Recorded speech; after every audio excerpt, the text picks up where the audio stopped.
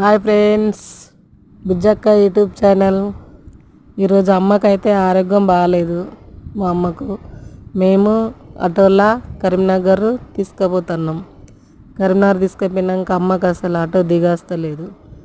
ఆ చిచ్చర మీద అమ్మను ఆయమ్మలు వచ్చి ఆటో డ్రైవరు ఆయమ్మలు అమ్మను అందులో కూర్చుండబెట్టి లోపలికి తీసుకొచ్చిండ్రు. తీసుకొచ్చినాక ఫీజు కట్టి టోకెన్ తీసుకున్నాం. టోకెన్ తీసుకొని కాసేపు కూర్చున్నాక డాక్టరు పిలిచిండు. మళ్ళీ పోయి చూయించుకున్నాక తర్వాత మళ్ళీ మందులు రాసినాక మందుల షాప్లోకి వెళ్ళినాక అక్కడ కూడా చాలామంది ఉన్నారు. మళ్ళా మందులు తీసుకొని మళ్ళీ ఆటో కాడికి వచ్చినాం.